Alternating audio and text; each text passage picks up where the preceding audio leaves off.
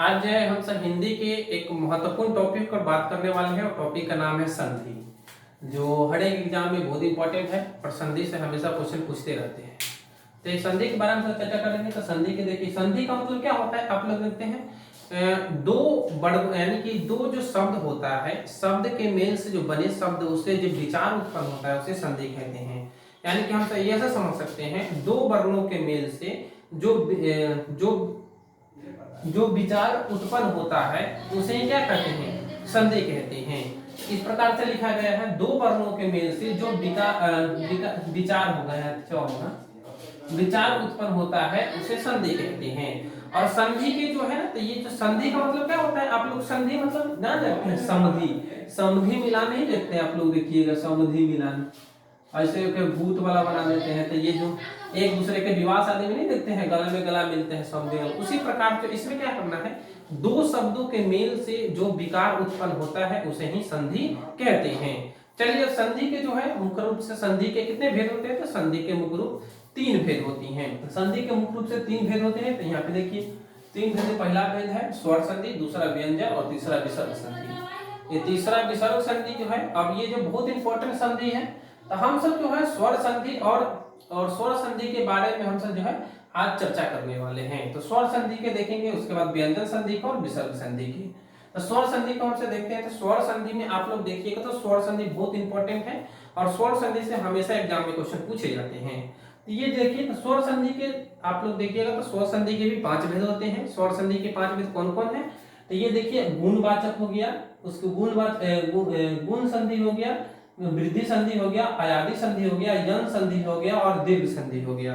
तो इस प्रकार से जो है हम पहले हल्का को लिखे, उसके बाद जो है भारी भारी और उसके अंत में सबसे भारी वालों को लिखे हैं। तो इस प्रकार से हम सब समझने वाले हैं इस वीडियो में। और ये जो है आज हम सब चर्चा करेंगे पहले गुण संधि के बारे में। ये कैसी संधि होती है, ये बहुत हल्का है, आपको ट्रिक के माध्यम से पूरी संधि जो है 5-7 मिनट के अंदर में आपको खत्म कर देंगे। तो देखिए, पहली संधि है, पहली संधि गुण संधि है। तो पहली जो गुण संधि है, इसमें ट्रिक है आसान, सबसे आसान ट्रिक है। इसमें क्या करना है, एक हमें देखना है गुण संधि में क्या होता है। इसमें देखिए हम लिखे गए हैं, जिस शब्द के बीच में एकले या डबल एकले की मात्रा आता है उसे गुण संधि कहते हैं। यानी कि जिस संधि में एकले या एकले के सहित एक बड़ी मात्रा आता है तो उसको कौन संधि बोलते हैं, उसको हम जो है गुण संधि बोलते हैं। तो देखिए ये बहुत इंपॉर्टेंट है, शब्द को हमेशा बीच में आपको खोजना है। कहाँ खोजना है, तो बीच में खोजना है, शब्द के बीच में, दोनों आड़ी से हटाकर शब्द को बीच में खोजना है, ताकि जो है आपको संधि का पता चल सके। तो देखिए, जिस संधि के बीच में, जिस संधि के कथी में बीच में एकले आना चाहिए या पाई वाला एकले आना चाहिए, इस प्रकार से तो ये आना चाहिए, मात्रा आता है उसे गुण संधि कहते हैं। तो देखिए जैसे के लिए आपको दे दिए हैं, और आपको ये पता होना चाहिए ए ओ अर आता है, इसमें कथी आता है, ए ओ अर आता ही आता है। तो देखिए हम इस प्रकार से इसका उदाहरण देखेंगे। देखिए आप लोग बीच का इसका बात किए, तब बीच में देखिए है ना, एकले लागल बीच में, देखिए इसका एकले इसका बात है, पहला में क्या है, इसका लिखा क्या है, देवेंद्र, इसका पहला में लिखा है देवेंद्र। देखिए एक बीच में देवेंद्र के बीच में है, महेंद्र के भी देखिए बीच में है, इसके चंद्रोदय, इसका चंद्रोदय के देखिए बीच में है, ये वाला देखिए दो उदय, ये बड़ी वाली है देखिए। उसके बाद है यहाँ पे देखिए परोपकार, परोपकार में देखिए ये बीच में है, परोपकार में देखिए एकले के साथ है, बीच में लगा हुआ। उसके बाद कमलेश, कमलेश के देखिए एकले बीच में लगा हुआ है। उसके बाद ब्रह्मसी, ब्रह्मर्षि, तो ब्रह्मअसि देखिए, तो ब्रह्मअसि मतलब देखिए और आ रहा है ना अंतिम में, और तो ब्रह्मअसि हो गया। उसके बाद इत्यादि, इस प्रकार से जो है आप लोग गुण संधि को पहचान सकते हैं। यानी कि जिस संधि पर आपको एकले एगो बीच में दिख जाए, शब्द के बीच में दिख जाए, वही कौन संधि हो जाएगा, तो गुण संधि हो जाएगा। एकले बीच में एकले होना चाहिए, जैसे कि इस प्रकार से एकले होना चाहिए, चाहे इस प्रकार के एगो डंडी के साथ लगा हुआ है। और शब्द के कहाँ होना चाहिए, तो शब्द के दोनों से देखिए बीच में है ना, ये बीच में आपको दिख रहा है, तो ये शब्द के हमेशा बीच में होनी चाहिए, बीच में खोजिएगा। अगर एकले दिख जाए, एगो अगर एकले दिख जाए तो कौन संधि होगा, गुण संधि होगा। चलिए दूसरा में देखिए, फिर वो इंपॉर्टेंट आपको याद रखना है, मेन ट्रिक क्या है, बीच में ही खोजना है शब्द को, बीच में बहुत इंपॉर्टेंट है। चलिए देखिए वृद्धि संधि, अब वृद्धि हो रहा है, देखिए अब यहाँ पे गुण आ गया था, गुण है, अब यहाँ पे कथी हो रहा है, वृद्धि हो रहा है। वृद्धि मतलब एक और कथी हो गया, बढ़ गया है। अब जिस संधि के ट्रिक है, जिस संधि के बीच में डबल एकले की मात्रा आता है उसे कौन संधि बोलेंगे? वृद्धि संधि बोले। वृद्धि माने कति हो जाना, बढ़ जाना। तो पहले एक था, अब क्या होगा, जब दो हो जाएगा। तो देखिए यहाँ पर दो हो जाएगा। जिस संधि में डबल मात्रा, देखिए डबल मात्रा है आता है उसे वृद्धि संधि कहते हैं। जिस संधि के बीच में डबल मात्रा आता है उसे वृद्धि संधि कहते हैं। पहले एक था, अब दो हो गया, एकले दो हो गया, तो उसको क्या बोलते हैं? उसको बोलते हैं वृद्धि संधि। जैसे देखिए अब इसमें आपको खोजना कहाँ है? तो बीच में खोजना है आपको। शब्द को दोनों तरफ से कहाँ खोजना है? तो बीच में खोजना है। देखिए शब्द के बीच एकाएक, देखिए एक बीच में है ना। उसके बाद सदैव एक बीच में है। उसके बाद वध है उसके बीच में है। उसके बाद एक लोकैसी के बीच में है, देखिए एकले वाला। लोकैसी के बीच में देखिए डबल एकले है। उसके बाद वनौषधि के बीच में देखिए डबल एकले है। महोषध के देखिए डबल एकले है। तो ये जो आपको डबल एकले वाला अगर कहूं दिख जाए तो आप लोग समझ जाइएगा ये कौन संधि है? तो ये जो है आपका वृद्धि संधि है। अगर एकले वाला एक दिख जाए तो वो कौन संधि है? तो गुण संधि है। तो आपको ट्रिक के माध्यम से आपको बताई जा रही है। देखिए एकले वाला। अब इसको याद रखने के लिए ए और ओ आएगा। इसमें ए और ओ की मात्रा आती है। ए देखिए ये ओ की मात्रा है ना, ये मात्रा वाला है ना, तो ए और ओ की मात्रा आती है। देखिए एकले और ओ की मात्रा भी आ सकती है इसके साथ। देखिए ये वाला इसके साथ आई है, तो ओ की मात्रा भी आ सकती है इसके साथ। चलिए देखिए उसके बाद अयादी संधि है। तो अयादी संधि आपको कहाँ खोजना है? अयादी संधि सबको मेन रूप से आपको बीच में खोजना है, बीच में। देखिए अब अयादी संधि में लिखा क्या है? जिस संधि के बीच में या व वी आता है वह अयादी संधि होता है। अब देखिए सबसे इंपॉर्टेंट क्या है? बीच में ही खोजना है। अब देखिए ये संधि के बीच में ना य आएगा, वो आएगा, या तो बी आएगा। ये तीनों में से कोई शब्द अगर दिख जाए शब्द के अगर बीचों बीच, तो आप लोग समझ जाइएगा कौन संधि होगा? तो अयादी संधि होगा। शब्द के बीचों बीच आपको सिर्फ खोजना है, तो कौन संधि होगा? अयादी संधि होगा। तो देखिए इसमें इसका पहचान क्या है? देखिए इसका पहचान है अयादी संधि। अयादी मतलब इसमें ना आप लोग देखिएगा सीधा सीधा लिखा रहता है। किताब में देखिएगा सीधा सीधा ही लिखा रहता है। देखिए नयन के बीच में या आ गया, देखिए या आ गया। उसके बाद नायक के बीच में या आ गया।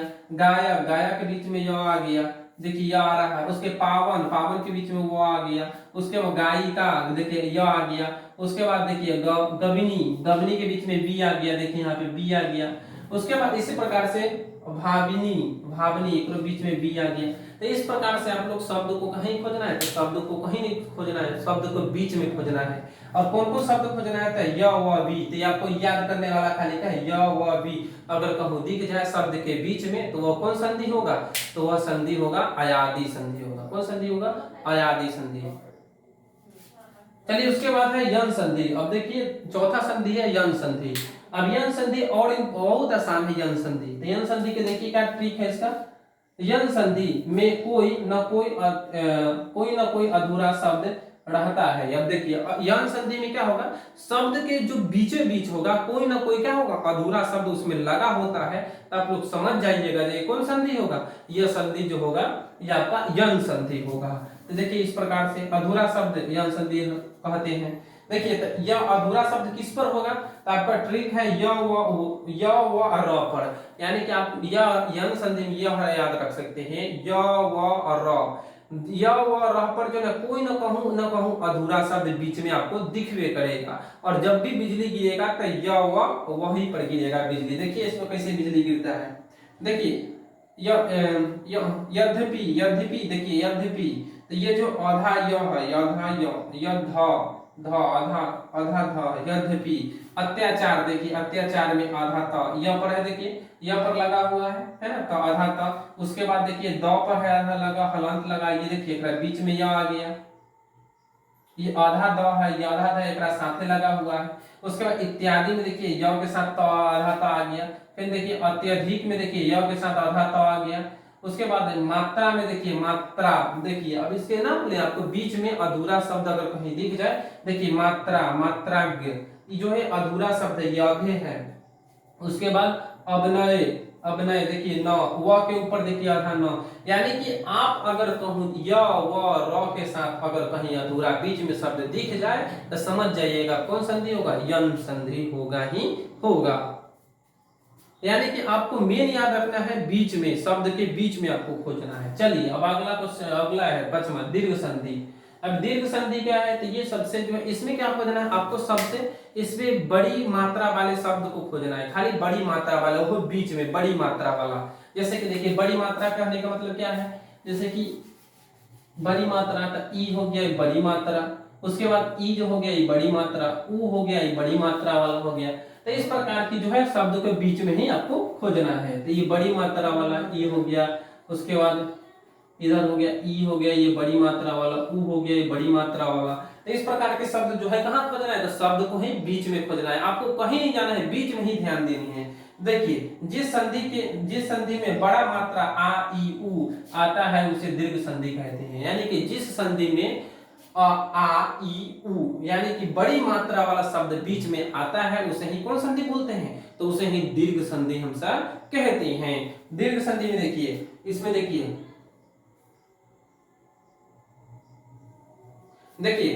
सीमांत के देखिए साथ बड़ा मात्रा लगल है, ग्रीस के साथ देखिएगा बड़ी मात्रा लगल है। उसके बाद हम देखिए बड़ी मात्रा, अगर ये देखिए बड़ी है कि छोटी है, तो ये छोटी है, नहीं तो ये गलती हो जाएगा। अगर इस प्रकार से लिखा हुआ इसे मिलेगा तो ये बड़ी मात्रा है। तो इस प्रकार देखिए ग्रीस है, देवेंद्र देखिए इस प्रकार से, रविंद्र, भानुदय देखिए अगर मान लीजिए नू आका ऐसे लिख जाए तो ये छोटी नू हो जाएगा, ये जो है आपका बड़ी नू हो जाएगी। तो देखिए भानुदय, उसके बाद महेश, देखिए महेश डबल एक्ले हो गया, देखिए महेश, ये देखिए गलती दे दिया यहाँ पे महेश, ये गलती है, ये महेश जो है इसमें लिखाया है गलती है, देखिए पकड़ा गया ना। महेश किसके साथ चलाया गया है, आपको डबल एकले वाला बताए थे, कहाँ चला जाएगा, तो एकले वाला सिर्फ एगो एकले कौन होगा, तो आपको पता है सर कौन संधि होगा, तो गुण संधि होगा। देखिए यहाँ पे एकले वाला थी, देखिए एकले वाला है ना, तो गुण संधि होगी, कौन संधि होगी, तो गुण संधि होगी। उसके बाद देखिए देवागमन में देखिए बड़ी मात्रा वाला, देखिए देवागमन, देखिए बड़ी मात्रा लागल है देवागमन में। उसके बाद देशांतर में देखिए बड़ी मात्रा लागल है देशांतर। यानी कि आपको कहीं नहीं खोजना है, सबको शब्द के बीच में ही खोजना है। यानी कि अब देखिए अब आपके लिए पूरी संधि जो है, स्वर्ग संधि जो है आसान हो गई, आपको कहीं नहीं जाना। देखिए इसी प्रकार से पहला रिवीजन कर लेंगे, जिस संधि में एगो एकले है वो कौन संधि होगी, गुण संधि होगी। जिस संधि माने एकले मतलब शब्द के बीच में, जिस संधि के शब्द के बीच में एगो अगर एकले कहूं दिख जाए तो वो कौन संधि होगी, वो गुण संधि होगी। जैसे कि इसमें देखिए महेश के साथ एकले लगा हुआ है, चंद्रोदय के साथ, परोपकार के साथ, कमलेश के साथ एकले लगा हुआ है। यानी कि बीच शब्द के बीच में अगर दिख जाए तो कौन संधि होगी, तो वह गुण संधि होगी। दूसरा में क्या वृद्धि संधि में आपको क्या बताया है, यानी कि उसमें एक था, इसमें क्या थी मात्रा क्या हो जाएगी, इसमें दो एकले हो जाएगी।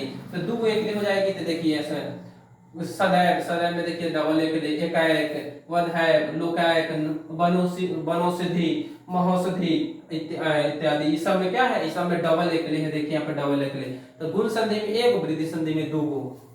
उसके बाद यादि संधि में आ जाएगा, यादि संधि में तो आपको ये याद रखना है य व वी, जिस संधि के बीच में य व वी आ जाए, यानी कि य व वी ही आ जाए, वही कौन संधि बोलते हैं, आयादी संधि। आयादी मतलब एकदम आराम से वाला संधि। देखिए इसमें नयन, देखिए कितना अच्छा से लिखे, इसमें कोई एकले उकले नहीं है। नायक, गायक, पावक, गायिका, गबनी, भवनी, भावनी, इस प्रकार की जो चीजें हैं आपको लिखी गई है। तो देखिए य व और वी के साथ ही आएगा, य व और वी के साथ ही ये शब्द अगर कहूँ बीच में दिख जाए, इस प्रकार की शब्द। देखिए इसमें छोटी मात्रा वाला है सब लागल, छोटी मात्रा